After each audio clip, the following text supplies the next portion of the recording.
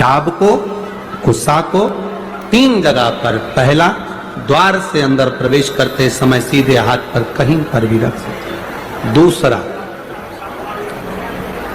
पूजन का जो स्थान हो, पूजन की जो जगह हो, वहां अगर कुसा नहीं रख सको तो कुसा का आसन जरूर रखो। अगर कुसा नहीं रख सकते तो कुसा का आसन जरूर। तीसरा,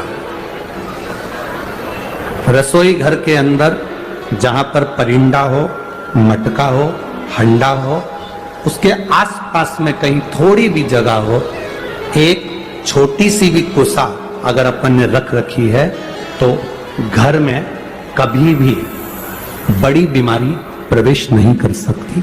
एक कुसा भी अगर हमने रखी है, एक डाब भी हमने रखी है,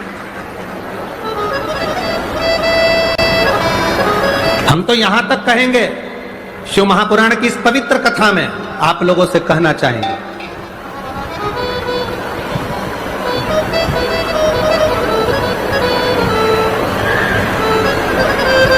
कभी कभी इस पवित्र कथा में अगर आप लोग स्मरण करेंगे तो कभी जिंदगी में आप कोई बड़ी जांच कराने के लिए जा रहे हो कि डॉक्टर ने बोला है कि इनको ये बीमारी हो रही है, इनको ये रोग हो रहा है, इनको ये तकलीफ, आप डॉक्टर को दिखाओ, जांच कराओ, डॉक्टर दवाई दे, उसको खाओ। डॉक्टर भी शंकर का एक रूप है। जैसे शिव महामृत्युंजय है तो जगत के जितने डॉक्टर हैं ये भी महामृत्युंजय का एक प्रतिबिंब स्वरूप है।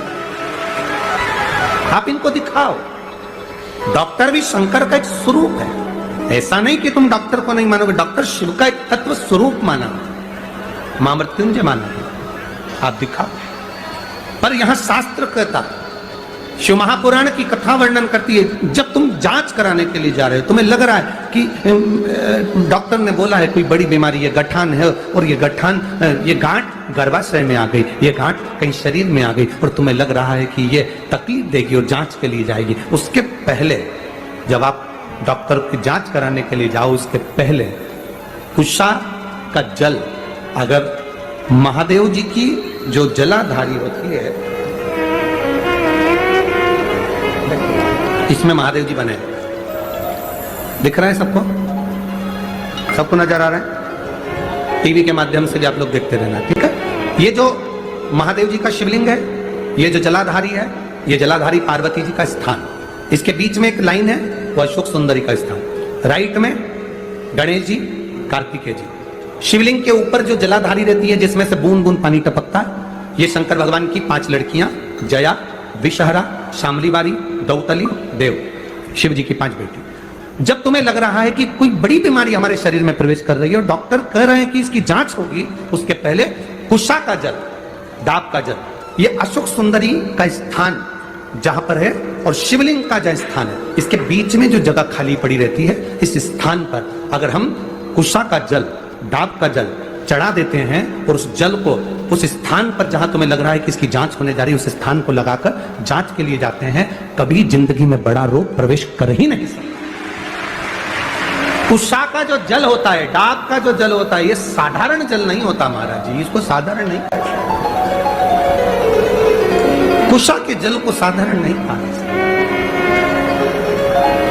आजकल तो कपड़े के आसन आ गए। मेरी बुजुर्ग माता यहाँ पर बैठी हैं, बुजुर्ग अगर कोई बैठे होंगे तो उनको मालूम होगा, आजकल तो कपड़े के आसन आ गए। पहले ब्राह्मण को जो आसन दान दिया जाता था वो कुशा का दिया जाता था। बोलो री माताओं, सही है कि गलत है? पहले 3 चीजें बड़ी विशेष होती थी ब्राह्मण को दान करने के लिए। कुशा का आसन होता था, सौभाग्यवती नारी को सुहाग का सामान जो दान दिया जाता था वो बांस की टोकरी में दिया जाता था, जिसको सुहाग पिटारी कहते थे। अब आप क्या क्या कहते हैं हमें नहीं मालूम, पर हमारे इधर तो सुहाग पिटारी कहते थे। पिटारी का मतलब होता है उसमें बांस की डलिया, ब्लाउज के पीस रख दिया, कुंकू रख दिया, हल्दी रख दी, मेहंदी रख दी, चूड़ी रख दी, जो तुमने रखा वो बांस की पिटारी में रख। बांस की पिटारी में क्यों रखते थे? हमारे यहां बांस की पिटारी की महत्वता क्या है? हमारे सनातन हिंदू धर्म में बहुत सी चीजें हैं जिसकी बड़ी महत्वता है महाराज। जैसे शादी के मंडप में बांस लगाना, वंशकार समाज के जो भाई होते हैं जो बांस का काम करते हैं, लोग भले कुछ भी कहें कि ये वंशकार है, ना ना ना, शिव महापुराण की कथा कहती है वंशकार बांस की डलिया का निर्माण करता है। जैसे बांस कभी समाप्त नहीं होता, लगा हुआ बांस में से बांस कटता जाता है, बांस फूटता जाता है, बांस कभी समाप्त नहीं होता। जिसमें से पैदा हुआ फिर होगा, उसको काट लो फिर होगा।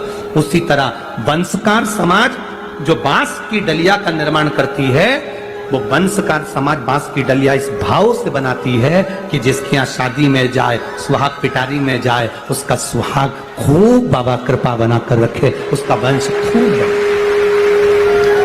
अब लोग वंशकार आजकल राजनीति के अंतर्गत चलते चलते तो हम क्या बोलें, बस बोल नहीं सकते, क्योंकि राजनीति के अंतर्गत सारी समाजों को तोड़ दिया गया है। ये समाज का है, वो समाज का है, वो समाज का है।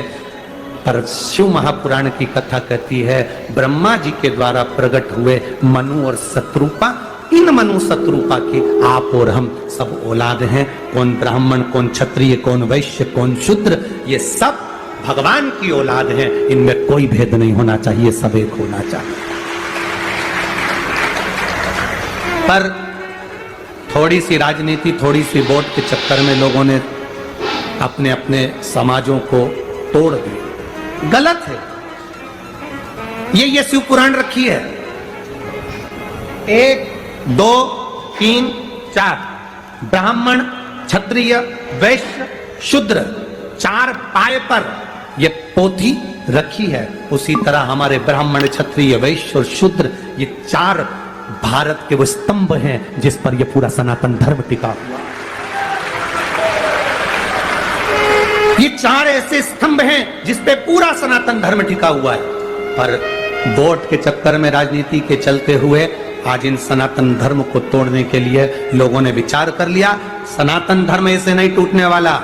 तो सबसे पहले लोगों ने कहना चालू करा अगरबत्ती लगाना बंद करो, क्योंकि अगरबत्ती में बांस होता है।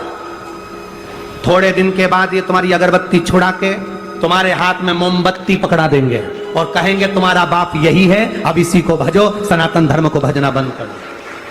पर शास्त्र रीति कहती है, हमारा सनातन धर्म कहता है ब्राह्मण, क्षत्रिय, वैश्य, शूद्र, ये 4 एक स्तंभ है सनातन धर्म के। ये हमें कितना भी कोई तोड़े, पानी को डंडे से मारने से पानी अलग होता है क्या? अरे बोलो तो जीजियो, नहीं होता। इनको लोगों ने कह दिया ये तो वंशकार हैं, ये तो चर्मकार हैं, ये तो ये, ना ना ना ना। जितनी जातियां, जितनी समाजें बनी है, ये हमारे सनातन धर्म के गौरव बनी है। संत रविदास जी ने चमड़े का जूता बनाते बनाते रविदास जी महाराज स्वयं मीराबाई आकर खड़ी हो जाती है और कहती है गुरुदेव, मैं तुम्हारे लिए अच्छा आश्रम सुंदर गंगा के घाट पर बना देती हूँ गुरुदेव, अच्छी जगह बना देती हूँ, चलो गुरुदेव। रविदास जी ने कहा मीरा, मैं काहे को गंगा के घाट पर जाऊं? मुझे गंगा के घाट पर जाने की जरूरत नहीं है मीरा। अगर मेरी भक्ति में बल होगा तो गंगा खुद आएगी, स्वयं पहुंचेगी। संत रविदास जी ने कहा तो मीराबाई हंसने लगी, गुरुदेव गंगा मैया यहाँ कहां से आएगी? तू क्या चाहती है? मीराबाई कहती है मुझे गंगा जल पीना है। रविदास जी कह रुक जा। जिस कठोते में रविदास जी चमड़ा धोते थे, रविदास जी ने हाथ जोड़े, गंगा मैया ये मीरा छोटी है, जानती नहीं, इसको जल पीना है, आप जल दो ना। छोटे से कठोते में जिसमें रविदास जी चमड़ा धोते थे, उसी चमड़ा धोने वाले पात्र में से हीरे की चूड़ी पहना हुआ एक हाथ निकल कर बाहर आ गया, उसमें गंगा का जल रखा हुआ। मन चंगा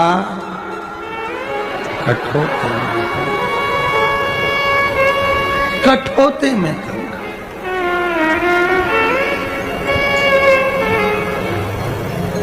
प्रसन्न हो गई मीरा। हर हर महादेव, हर हर महादेव, हर हर महादेव। श्री शिवाय नमस्तुभ्यम, श्री शिवाय नमस्तुभ्यम, श्री शिवाय नमस्तुभ्यम। पूज्य गुरु जी द्वारा बताए गए कुशा के इस उपाय को आप ज़रूर अपने जीवन में एक बार प्रयोग करें। अगर आपको भी कोई समस्या है तो आप भी इस उपाय को ज़रूर करें और चमत्कार देखें। ओम नमः शिवाय, ओम नमः शिवाय, ओम नमः शिवाय।